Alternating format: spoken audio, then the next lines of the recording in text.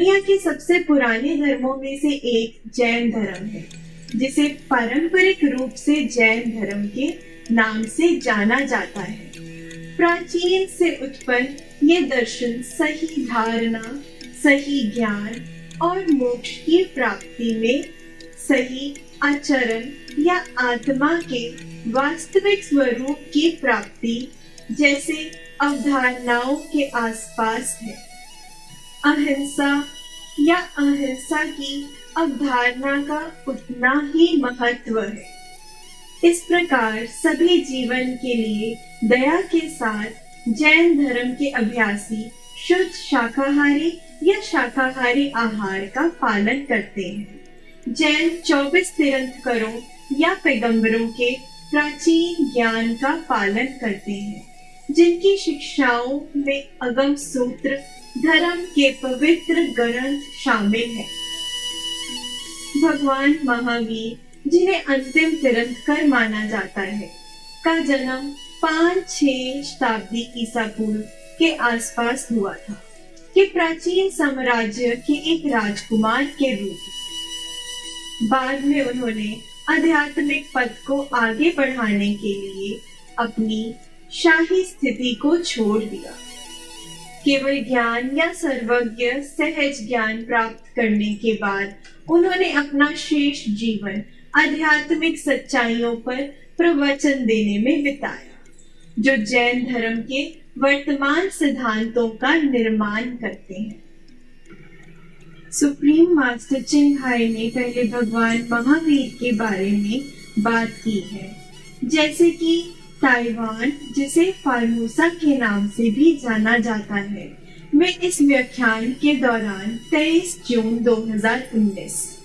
I don't know if anyone in the history of mankind could have done or could be doing or will be doing such a asceticism, such a sacrifice like the Lord Mahavir.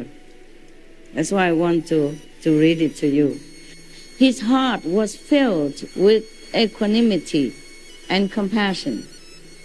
His face beamed with a spontaneous smile. Why does he feel compassion after he had this power? Because he can feel what the humans or beings around him or in the world feel. Their sorrow, their pain, their frustration, their troubles, their helplessness, their suffering. That's why he has compassion for them. आज हम आपके समक्ष प्रस्तुत करते हैं पुस्तक 1, जैन धर्म के सूत्र कृतांग सूत्र से व्याख्यान 13।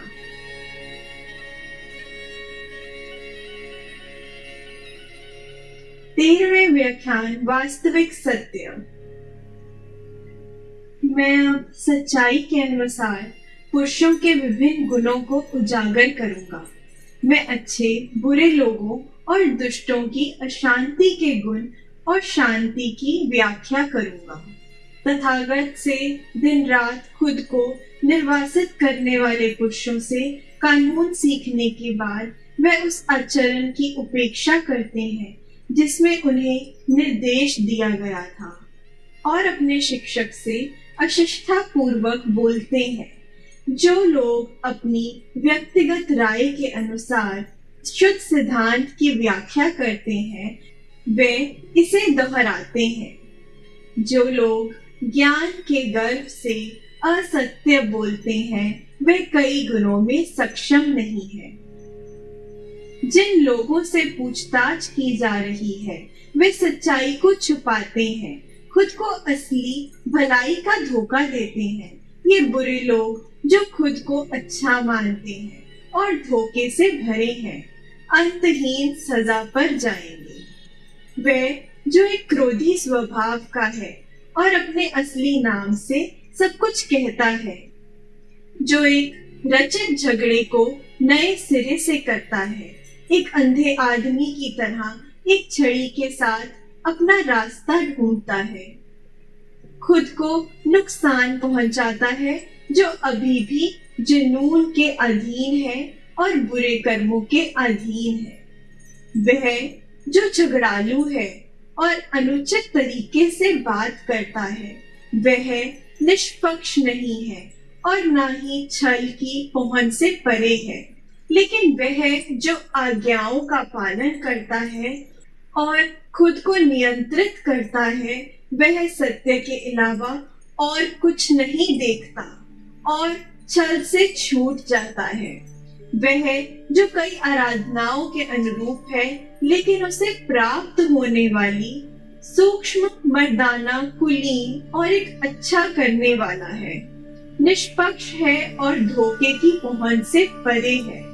वह जो अपने आप को नियंत्रण में धनी मानता है या अपने ज्ञान को असंगत रूप से जानता है या तपस्या द्वारा शुद्ध किए गए अपने आप को अन्य पुरुषों की परछाई के रूप में देखता है, वह हमेशा भ्रम से गोल हो जाता है और गोत्र में कोई जगह नहीं है।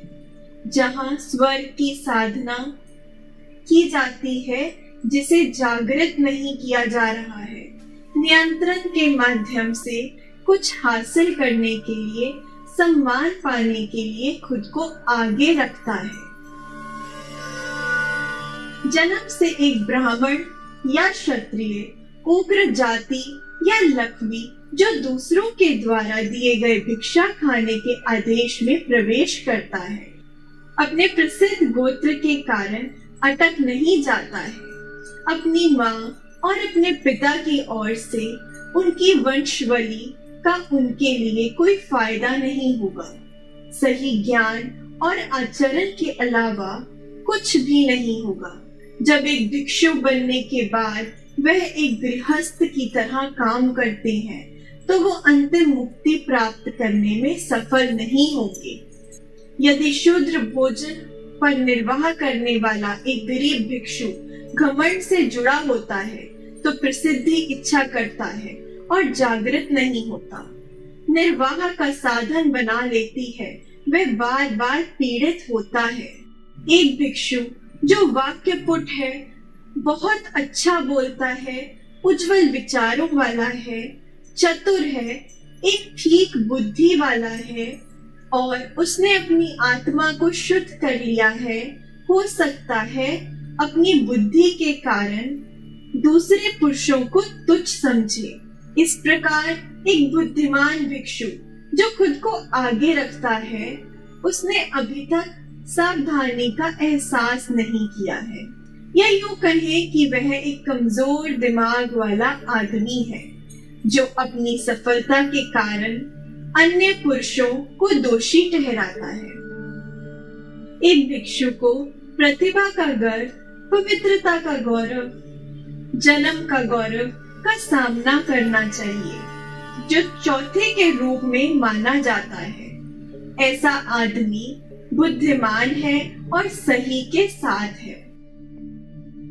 ज्ञानी इस प्रकार के अभिमान को छोड़ देते हैं। धर्मज्ञ उनकी खेती नहीं करते हैं। महान संत गोत्र के रूप में ऐसी सभी चीजों से ऊपर है और वे उस स्थान पर चढ़ते हैं जहाँ कोई गोत्र नहीं है।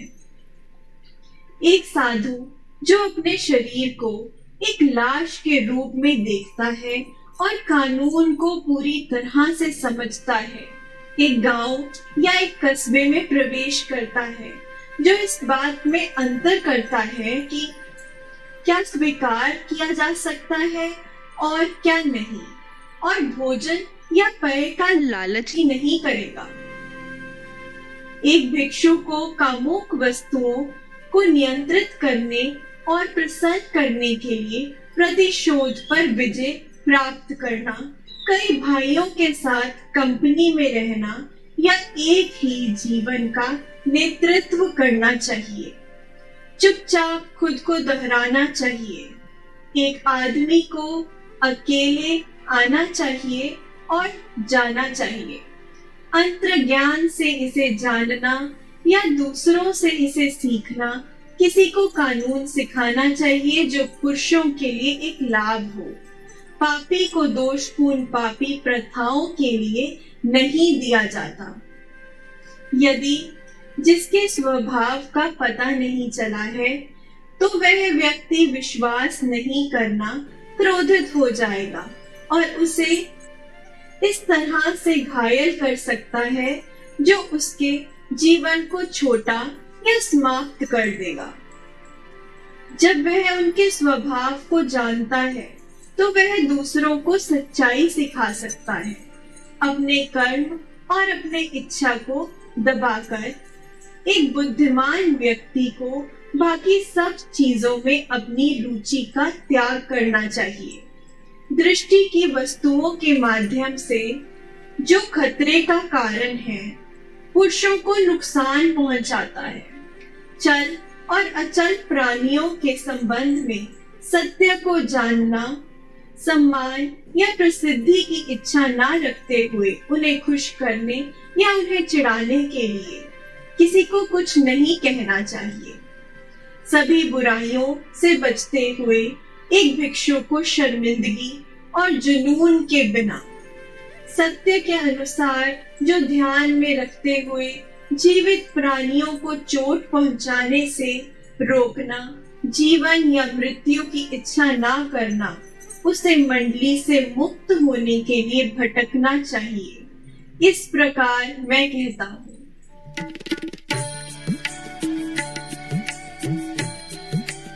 प्रकाशमान दर्शकों, आज के जैन धर्म के पवित्र सूत्र कृतांक सूत्र पुस्तक 1 व्याख्यान 13 वास्तविक सत्य के लिए हमारे साथ जुड़े रहने के लिए धन्यवाद।